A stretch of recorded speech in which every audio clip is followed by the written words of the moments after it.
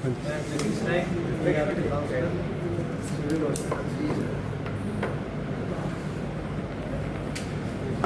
Dr. Shreya, Medical Officer of FIRT Department, Civil Hospital, Sirsa.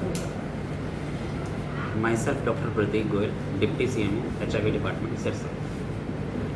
Myself, Kamal Nirvan, ICTC Counselor, जिला नागरिक अस्पताल से। Honourable health minister हैं आरती राव जी। उन्होंने 12 अगस्त 2025 से 2 महीने के लिए इंटेंसिफाइड आईईसी कैंपेन की शुरुआत की। इसको साधारण शब्दों में कहें तो एक तरीके से लोगों को सूचना करना, सूचना देना और लोगों को जागरूक करने की एक मुहिम चलाई है HIV एड्स बीमारी से संबंधित। तो इसमें बहुत सारी अलग अलग एक्टिविटीज़ होनी है, लेकिन सबसे ज़रूरी जो साथ है, मैं मानता हूँ कि आप लोगों का है। आप लोग हमारे साथ हैं तो पूरी कम्युनिटी हमारे साथ। इसमें मैं आपको बताना चाहूँगा कि HIV एक ऐसी बीमारी है जो एक वायरस के द्वारा होती है। HIV फैलने के 2 प्रमुख कारण हैं। सबसे पहला कारण मैं मानता हूँ इंजेक्टेबल ड्रग यूज़, जो आजकल हमारे सिरसा में नशा बढ़ गया है। अगर कोई नशा करने वाला व्यक्ति नशा करते समय सिरिंजेस शेयर करता है तो एक व्यक्ति से दूसरे व्यक्ति को यह बीमारी होने का खतरा काफ़ी ज़्यादा रहता है। दूसरा जो प्रमुख कारण है वो है अनप्रोटेक्टेड सेक्सुअल इंटरकोर्स।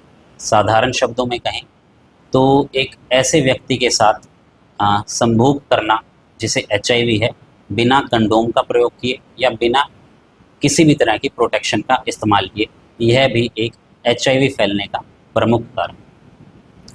एक और जो मैं प्रमुख कारण आपको बताऊं वो है HIV के बारे में लोगों में जागरूकता ना होना या लोगों को इस बीमारी के कारण जो लोग एक दूसरे से भेदभाव करते हैं उस भेदभाव का होना। होता क्या है, मान लीजिए किसी एक पर्सन को ये बीमारी है, HIV बीमारी, अगर कम्युनिटी उससे इस बीमारी के होने के कारण भेदभाव करती है तो वह अपनी बीमारी छुपाएगा। दूसरा, हो सकता है उसे इस बीमारी के लक्षण आने लगे और डॉक्टर उसे इस टेस्ट की सलाह भी दे कि आप ये टेस्ट करवा लीजिए, आपको ये बीमारी होने का लक्षण आ रहे हैं, बीमारी होने का चांस है, परंतु फिर भी संकोच में आके कि अगर मैंने टेस्ट करवाया और अगर मुझे ये बीमारी पकड़ी गई तो कम्युनिटी मेरा बायकॉट कर देगी या मुझसे भेदभाव करेगी। इसके कारण कोई भी मरीज इस टेस्ट को करने से कतराते हैं या कम इच्छा रखते हैं कि ये टेस्ट उनका हो। तो ये जो कैंपेन है इसमें एक मेजर मुहिम है कि हमें लोगों को जागरूक करना है तथा लोगों में HIV बीमारी के प्रति या जो लोग HIV बीमारी से ग्रसित हैं उनके लिए जो भेदभाव की भावना है उसे ख़त्म करना। अगर HIV की ये भेदभाव की भावना ख़त्म हो जाती है तो रिज़ल्ट क्या निकलेगा? लोग अपने आप से HIV का टेस्ट कराना सुनिश्चित करेंगे। HIV अगर बीमारी उनको डायग्नोज हो जाती है तो आज हमारे पास ऐसी दवाइयाँ हैं कि एक HIV से ग्रसित मनुष्य एक कंपेरेबल लाइफ जी सकता है एक ऐसे मनुष्य से जिसको HIV बीमारी नहीं है। आज से 15 साल पहले की बात करूं तो शायद जो हमारे पास दवाइयाँ थी वो इतनी कारगर नहीं थी और उनके साइड इफ़ेक्ट्स कुछ ज़्यादा रहते थे, उनका फेलियर रेट ज़्यादा था, हमें दवाइयाँ बदलनी पड़ जाती थी। पर आज की डेट में जो हमारे पास HIV दवाई का रेजिमेन है बहुत ही सक्सेसफुल रेजिमेन है। साथ ही में जैसे मैंने बताया एक कंपेरेबल लाइफ वो जी सकते हैं एक ऐसे मनुष्य के जिसको HIV नहीं है, अगर वो समय समय पर दवाई लेते रहते हैं, समय समय पर डॉक्टर की सलाह मानते हैं तथा समय समय पर अपने टेस्ट करवाते रहते हैं। एग्जैक्टली कंपेरेबल लाइफ वो जी सकते हैं एक ऐसे मनुष्य के जिसे HIV नहीं। एक और चीज़ मैं आपको बताना चाहूँगा कि HIV एक ऐसी बीमारी है जिसका इलाज मैंने बताया वो संभव नहीं है, कंप्लीटली क्योर करना पेशेंट को संभव नहीं है। हम मरीज़ को दवाई देकर उसके शरीर में जो HIV वायरस है उसको इतना कम कर सकते हैं कि वो मरीज़ को प्रभावित ना करे। लेकिन अभी की बात करें तो हमारे पास ऐसी कोई दवाइयाँ नहीं हैं कि हम एक HIV ग्रसित मरीज को दवाई देकर पूरी तरह से ठीक कर दें और उसकी दवाई बंद कर दें। अगर किसी मरीज को HIV हो जाता है तो उसको आजीवन HIV की दवाई लेनी होती है। अब हमारी जो IEC एक्टिविटीज़ हम कह रहे हैं सूचना के लिए या काउंसलिंग के लिए, जो हमारी एक्टिविटीज़ हैं उसके बारे में हमारे साथ हमारे ICTC के काउंसलर कमल जी हैं, वो आपको जानकारी देंगे। जैसे कि सर ने आपको बताया कि हमारे स्वास्थ्य मंत्री माननीय सुश्री आरती राव जी ने 12 अगस्त को इंटरनेशनल यूथ डे के ऊपर पंचकुला के अंदर इस ICC कैंपेन की शुरुआत की गई थी, जो 12 अगस्त से लेकर 10 अक्टूबर तक चलेगा। इसके अंदर हमारी विभिन्न तरह की समाज को HIV मुक्त करने के लिए विभिन्न प्रकार की हम एक्टिविटीज़ कराएंगे, उसके बारे में आपको मैं जानकारी देना चाहूँगा। इसके अंदर जो हमारा सबसे पहला है कि जैसे रूरल बेस के अंदर, गांव के अंदर इसके प्रति बहुत ज़्यादा अवेयरनेस नहीं है, तो गांव के लोगों को इसके प्रति जागरूकता करने के लिए हम जितने भी आशा वर्कर्स हैं हमारे सिरसा डिस्ट्रिक्ट की, सभी की हम बाकायदा उनकी ट्रेनिंग करवा के और door to door campaign start करने जा रही है। डोर टू डोर कैंपेन के अंदर वहाँ के सरपंचेस को हम इन्वॉल्व करेंगे, जो गाँव के अंदर HIV के बारे में लोगों को अवेयर करेंगे, क्योंकि आज भी जो रूरल ग्रामीण क्षेत्र में अंचल में हम देखते हैं HIV अगर किसी के हो जाता है तो उसे वो कहते हैं जी HIV हो गया तो फिर क्या हो गया, तो उनको इसकी HIV की भयावहता का पता नहीं है कि HIV क्या चीज़ है। अगर HIV उनके शरीर में प्रवेश कर जाता है तो उसको मतलब भविष्य के अंदर उनके शरीर कमज़ोर हो जाएगा और कई तरह के अवसरवादी रोग उनके शरीर में घर कर जाएंगे। जैसे सर ने पहले ही बताया कि इसका पूरी दुनिया में कहीं कोई इलाज नहीं है, इसे बढ़ने से रोका जा सकता है। ये हम कब रोक सकते हैं कि जितनी ज़्यादा हमारे ग्रामीण अंचल के युवा और जितने भी हमारे लोग हैं इसके प्रति जागरूक होंगे, तभी हम आगे इससे बढ़ने से रोक सकते हैं। सर ने इसके लक्षण भी बताए, रीज़न बताए। जैसे सबसे पहला इंजेक्ट ड्रग यूजर, हमारे सिरसा शहर के अंदर जैसे कई युवा है जो नशे का इंजेक्ट करते हैं, एक ही सुई सिरिंज का इस्तेमाल करते हैं, जिससे हेपेटाइटिस B, हेपेटाइटिस C और HIV होने के लाइलाज बीमारियाँ हैं, तीनों ही इनके होने का खतरा रहता है। दूसरा इसका है अनप्रोटेक्टेड सेक्स से, असुरक्षित यौन संबंध से ये फैलता है। तीसरा इसका है माँ से होने वाले बच्चे से, अगर कोई संक्रमित महिला है अगर टाइम से अपनी ART की मेडिसिन नहीं लेती तो भी वो उसका बच्चा HIV संक्रमित हो सकता है। और चौथा इसका रीजन होता है संक्रमित ब्लड प्रोडक्ट के चढ़ने से।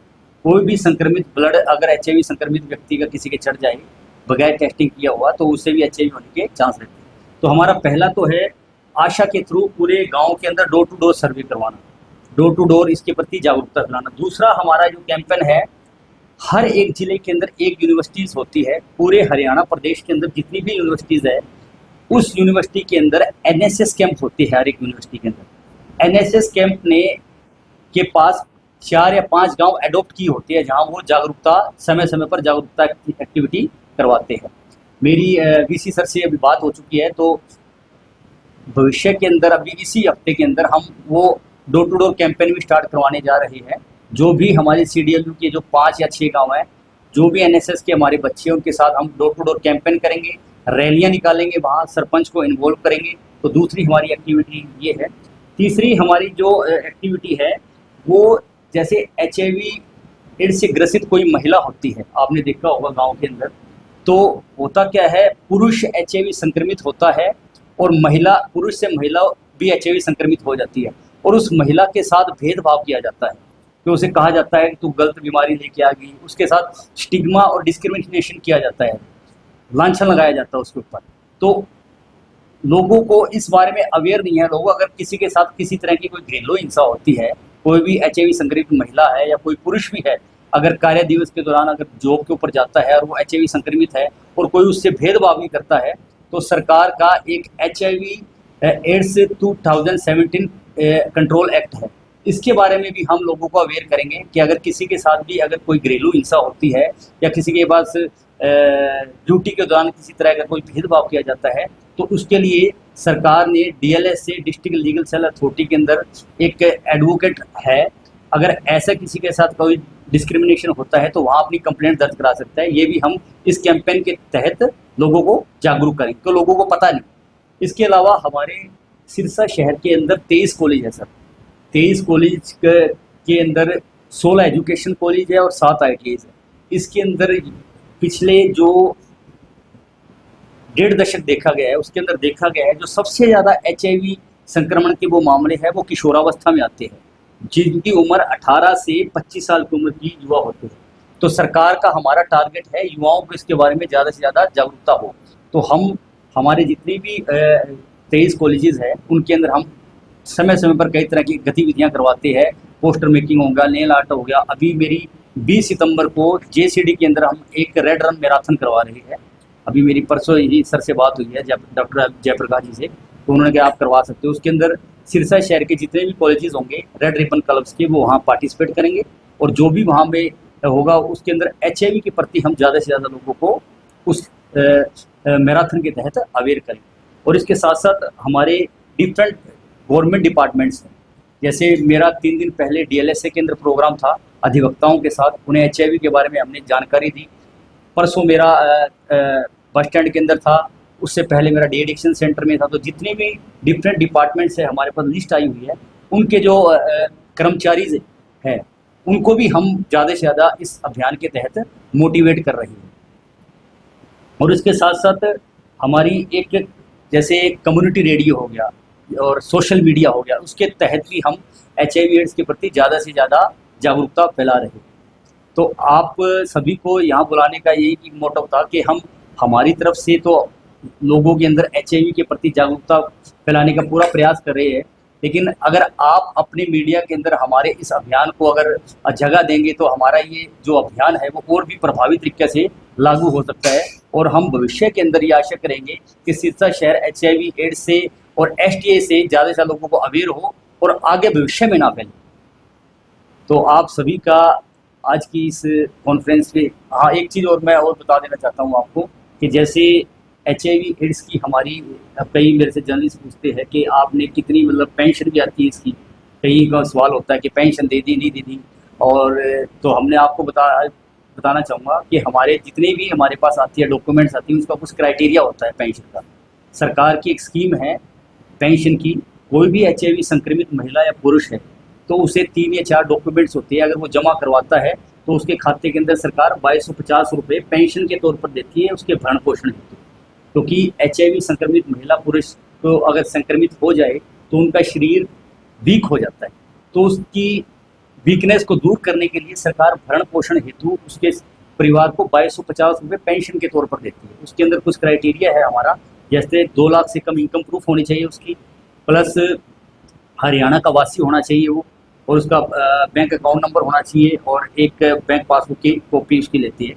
ये 4 या 5 डॉक्यूमेंट हम लेते हैं, उसके बाद उसकी खाते में हम पेंशन स्थानांतरित कर देते हैं। डॉक्टर साहब आपने कारण तो बताया, लेकिन किसी आम नागरिक को कैसे पता चलता है उसके एचआईवी इसके लक्षण भी बता। हाँ, ये आपका बहुत अच्छा सवाल था कि हमें कैसे पता चले किसी व्यक्ति के अंदर कोई एचआईवी संक्रमित है, हम कैसे आइडेंटिफाई करें।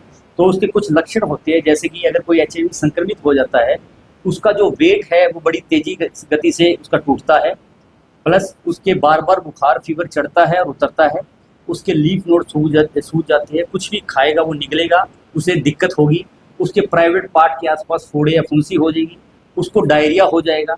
तो ऐसी अगर कुछ किसी के अंदर लक्षण महसूस होते हैं तो आप अपना फ्री ऑफ कॉस्ट निःशुल्क यहाँ आप अपना टेस्ट करवा सकते हैं। और मान लीजिए कोई अगर संक्रमित भी आ जाता है, कई व्यक्ति ये अब हमारे समाज में ये धारणा है अगर कोई एचआईवी संक्रमित होगा, हमारे दिमाग में एक चीज़ आती है कि किसी ने गलत चीज़ किया हो इसने शायद, तो ऐसा कुछ नहीं है। मैंने जैसे आपको पहले ही बताया 4 रीज़न है इसके, उनमें से भी कोई रीज़न हो सकता है। तो आपके थ्रू मैं यही कहना चाहूँगा कि समाज में एचआईवी ग्रसित व्यक्ति के प्रति वो धारणाएं हैं कि मतलब ये हमारे से अलग है, ऐसा कुछ नहीं है, वे भी आपकी और हमारी तरह ही आम इंसान है। तो आप इन्हें अपनाएं, उन्हें उनसे दूर ना भागें। अगर कोई संक्रमित भी है तो आप यहाँ आके उनकी काउंसलिंग ले सकती है, उनकी मेडिसिन स्टार्ट कर सकती है। काउंसलिंग पूरी तरह गोपनीय रहती है, हम उसका स्टेटस आगे किसी से भी डिस्कस नहीं करते। ऐसे सेम इंजेक्शन ना यूज हो गया होगा, इस वजह से भी तो हो सकता है कि कि उस- पहले जो आरएमपी डॉक्टर्स तो एक इंजेक्शन बार बार यूज कर लेते थे, बट अब हम क्या करते हैं कि एक इंजेक्शन एक पर्सन यूज होगा और उसको प्रॉपर प्रोसीजर के साथ डिस्कार्ड किया जाएगा। एक सेम इंजेक्शन दूसरे पेशेंट को नहीं यूज होगा। इसकी मैं आपको एक बात बताना चाहूँगा, छोटा से मेरे पास एड्स हो जाता है तो आदमी की लाइफ खत्म हो जाती है। लेकिन मैं आपके मीडिया के माध्यम से आपको बताना चाहूँगा एचआईवी और एड्स दोनों अलग अलग चीज़ें हैं, लोगों को ये क्लियर नहीं है। एचआईवी एक वायरस है जो हमारे शरीर की प्राकृतिक रोधक प्रतिरोधक क्षमता को कम करता है, जिससे हमारा शरीर वीक हो जाता है और वीक होने के बाद कई तरह के अवसरवादी रोग है, टीबी है, निमोनिया है, डायरिया है, 3 या 4 बीमारियां हमारे शरीर में आ जाती है, बंच ऑफ डिजीज, उसे एड्स बोलते हैं, acquired amino deficiency syndrome. HIV एक वायरस है, अगर वायरस की मात्रा अगर शरीर में ज़्यादा हो जाती है तब एड्स बनता है, ना कि एचआईवी एड्स है। तो ये लोगों के अंदर मिसकॉन्सेप्चुअल है कि एड्स हो गया तो जिंदगी खत्म। एचआईवी कोई गंभीर बीमारी नहीं है, अगर वो टाइम टू टाइम मेडिसिन ले, एआरटी की मेडिसिन ले, जैसे मैंने पहले बताया पूरी दुनिया में कहीं कोई इलाज नहीं है, सिर्फ एआरटी की मेडिसिन लेके वो लंबा जीवन जी सकता है। और एआरटी 3 चीज़ों पर निर्भर है सर, जहाँ एचआईवी पेशेंट की मेडिसिन चलती है 3 चीज़ों पर निर्भर है। सबसे पहले एआरटी कहती है आप टाइम टू टाइम मेडिसिन खाएं। दूसरा एआरटी कहती है कि आप अपनी न्यूट्रिशन का ध्यान रखें, डाइट खाएं। तीसरा एआरटी कहती है कि आप एक्सरसाइज करें ताकि आपकी इम्यूनिटी बनी रहे। तो अगर ये 3 चीज़ों का कोई मरीज अगर अपनी ज़िंदगी दिनचर्या में कर रहा है तो लंबा जीवन हमारे जितना ही जीवन जी रहा है। हमारे पास यहाँ ऐसे ऐसे पेशेंट है सर 15 से 20 साल तक ले रहे हैं दवाइयाँ, कोई दिक्कत ही नहीं है। मेन इसमें है आप अपनी इम्यूनिटी बना के रखें। जैसे ही आपकी इम्यूनिटी लो होगी कई तरह के रोग आपके अंदर आ जाएंगे और वो एड्स बनने का चांस रहता है। ये क्या स्वास्थ्य विभाग द्वारा कोई ऐसा नंबर भी जारी किया गया है जिससे कोई उसको लक्षण लगता है वो जानता है? एक नंबर है 1097 है नंबर, जिसमें हम कोई भी पेशेंट को कोई भी पर्सनल बात भी करनी, किसको हो गया किसी और से बात नहीं कर सकता तो इस नंबर पे कांटेक्ट कर सकते हैं। तो इसका नंबर है 1097। इस टाइम सिरसा डिस्ट्रिक्ट में 3600 अराउंड पेशेंट्स रजिस्टर्ड है हमारे पास एचआईवी एआरटी डिपार्टमेंट। एचआईवी के अपने आप से सिम्टम क्या आएंगे कि मुझे कमजोरी रहने लग जाएगी, मुझे बुखार रहने लग जाएगा। ये टीबी नहीं है कि खांसी आएगी मैं सोच लूँगा कि मुझे टीबी हो सकता है। कमजोरी रह रही है, बुखार रह रहा है और आपको बार बार बीमारियाँ और यहाँ दस्त रह रही है। अब दस्त को कोई ये भी मान सकता है कि यार मुझे तो दस्त है, मैं वैसे जा रहा हूँ डॉक्टर के पास, पर कोई ये नहीं सोचता कि यार मुझे बार बार दस्त हो रहे हैं, शायद एचआईवी हो सकता है। तो आप ये ज़रूर लिखें कि हाँ एचआईवी बीमारी में कमजोरी, अगर आपको कंटिन्यूस कमजोरी रह रही है, बुखार आ रहा है, दस्त आ रहे हैं, आप बार बार बीमार पड़ रहे हैं, तो आप अपना एचआईवी का टेस्ट जरूर कराएं। ऐसा ना हो कि एचआईवी बीमारी होने के कारण आपकी इम्यूनिटी कम हो गई है इसलिए आपको बार बार ये बीमारियाँ लग रही हैं। तो ये बात बहुत ज़रूरी है। जो मेडिसिन हम ले रहे हैं एक बार तो आप पूरे हो सकते हैं, उसके बाद दोबारा नहीं होता है, उसमें रेगुलेटरी ज़्यादा हो रहा है क्योंकि उससे भी हो सकता है। इम्यूनिटी लो गई है इसलिए वो बार बार बीमार रहता है। तो ये बिल्कुल सही सवाल है कि हर बीमारी में हमें पता होता है बुखार आ रहा है या डेंगू हो सकता है, आम पब्लिक भी टेस्ट करवा लेती है, पर आम पब्लिक को ये नहीं पता कि एचआईवी का टेस्ट कब करना।